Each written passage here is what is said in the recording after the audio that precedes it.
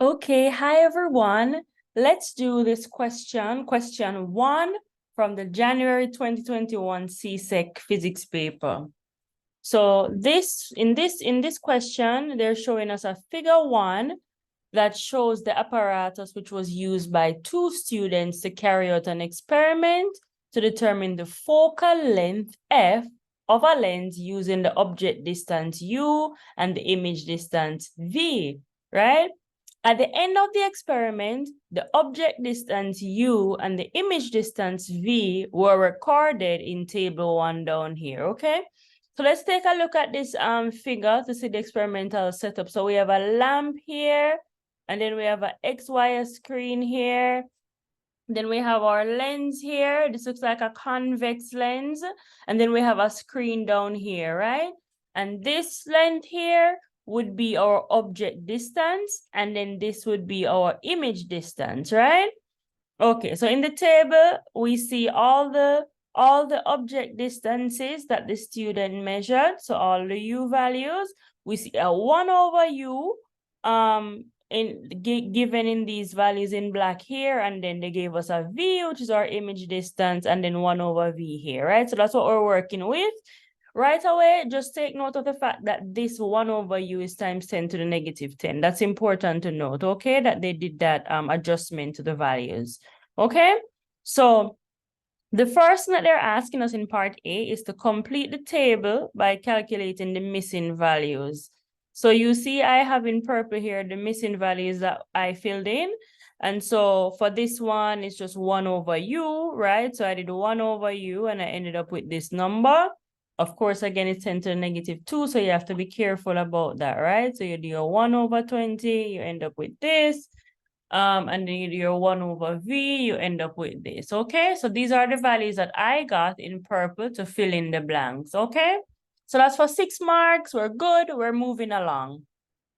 Then for part B, they're saying that on figure 2 on page 5, so let's go to page 5. So they're showing us a blank graph. It's pretty much what this was. A blank graph represented figure 2.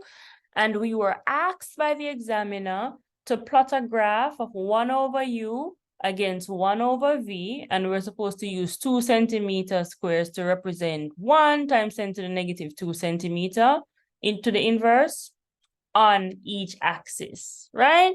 So we're plotting 1 over u versus 1 over v. And so when I did that plot and plotted out all my points, I got this line of best fit, right? That was going this way.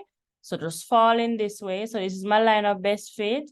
It goes through most of my points. So this is my line of best fit that I got when I plotted all the points, right? So there are 6 points. I plotted all 6 of them. Got this line of best fit that I drew through it. And then I had an intercept here, right, on the y-axis. So that's based on the scale that I chose to use.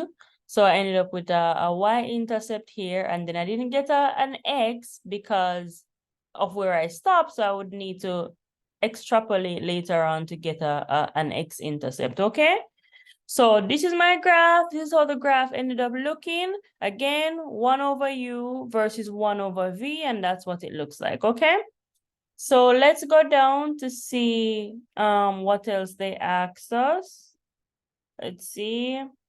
So for part C, it says use the graph to determine the value of v, right? So we're finding the image distance when 1 over the object distance is 4.0 times 10 to the negative 2. So we have our graph, and our graph is 1 over v versus 1 over u versus 1 over v, right? So what I have to do is go on my graph and look for the 1 over u value. That's 4. So let's go to the graph. We're looking at, this is our y-axis, and these are my 1 over u values. So my 1 over u value, when it's 4, I have to find the corresponding 1 over v. So I draw a line from 4, right? And then I come down and I meet my x-axis, and at that point, it's 2.6 times 10 to the negative 2, and that's my value of 1 over v, right? Because 1 over v is on my x. So I just write that down here, that when I come across at 4 and I come down, I end up with a 1 over v of 2.6 times 10 to the negative 2. And because they're asking us for v, I just have to do 1 over this number to get V. And when I did that, I came out with V being equal to 38 centimeters, right? So that's my answer here for 2 marks. We're moving right along. So for part D part I, the examiner is asking us to use the graph to determine the intercept C1 and C2 on both axes and then calculate the average value C, right? So if we go to my graph, we can see that on my y-axis, the C1, it cuts here, it cuts the y-axis here, which is about, this is 6.3, so this is about 6.6, right? So my C1 is 6.6 times 10 to the negative 2. So I just kind of jotted that down here. And as I said, for my x-intercept, based on how I plotted the graph, I had to extrapolate to get a value for what my x-intercept would be. And I got that to be the exact same number, pretty much as what I got for C1. And so they're asking us to find the average value of C. So it's just to average these two numbers, right? So I did C1 plus C2 and I divide it by 2 since there are two values. And I come out with a C of 6.6 times 10 to the negative 2 centimeter, right? Inverse. So that's my value of C. That's my intercept value, right? And so let's move on to part 2 now. So for part 2, it's saying that we should use the formula C, right? This average intercept is equal to 1 over F to calculate the focal length F of the lens. So what we're going to do is just rearrange this formula, making F the subject, since that's what we want to find. And so when I did that, I ended up with F being equal to 1 over C. Again, we have our C from part 1 up here. So I just plug that C in here, and then I come out with a value of 15 centimeters for my focal length, right? And so with that, I'm good for these 3 marks right here. So we're good there, okay? And let's see. Okay, and then finally now, let's move on to part E. For part E, they're saying complete the following statement, right? So the statement reads, the principal focus of a concave lens is defined as the point on the principal axis from which rays originally parallel to the principal axis appear to diverge, because it's a concave lens, after passing through the lens. Okay, so that's how we would define the principal focus of a concave lens. And so if we were to just, let's do a quick sketch of that so we can see what all that's going on there, right? So let me just sketch a concave lens here. So this is a concave lens that I just drew here. So it's like this, right? It's thinner at the middle. Here we're at my optical center. It's thinner at the middle when compared to, say, a convex lens. And let's just draw a principal axis, which is that line that cuts right through that optical center. So that's my principal axis here, right? This blue line that I've drawn going straight through my optical center, okay? So that's my principal axis. And so we have our principal axis here, this blue line. And what we're saying is that the principal focus of this concave lens will be the point on this axis, this blue line, from which rays that are originally parallel to the principal axis. So let's draw some rays parallel to the principal axis. So let's come again with our line. Let me pick another color to show that those rays are parallel to the principal axis. So let me use this color. And we're going to just drop some lines parallel to the principal axis. So let's bring this line down and make it parallel, right? So we have it being parallel to the principal axis, right? So that's a parallel line there.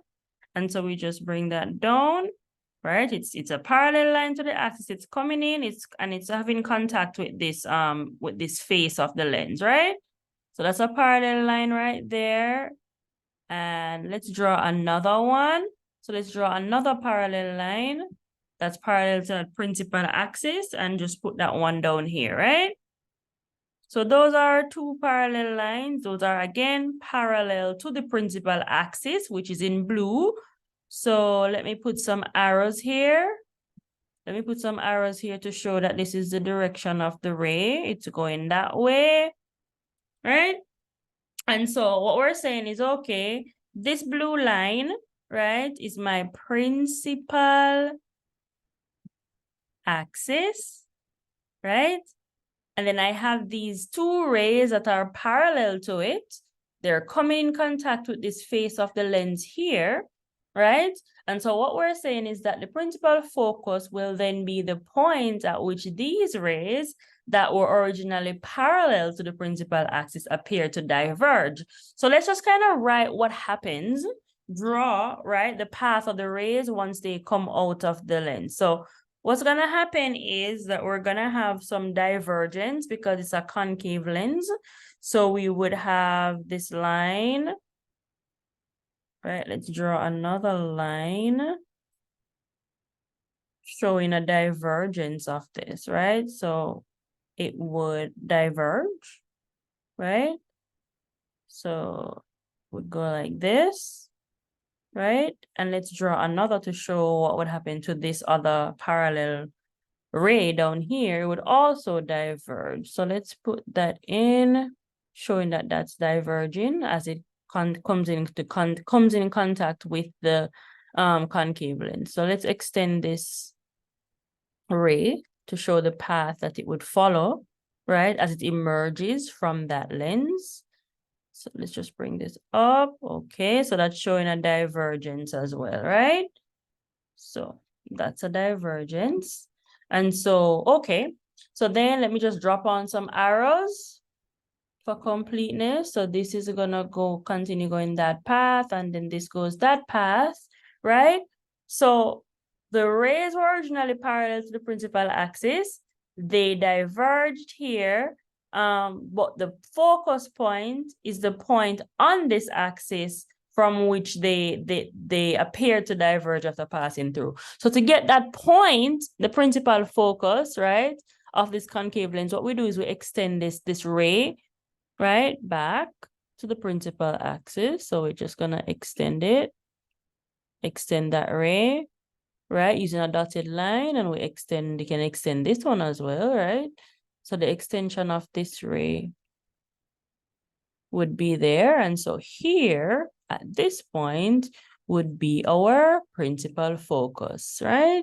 So you see how that definition kind of comes full circle, right? And that's really what it's saying. It's saying that, okay, the principal focus when we have a concave lens is that point on the principal axis, that blue line, from which the rays that were originally parallel to the principal axis, they appear to diverge from this point, right? After passing through the lens, okay?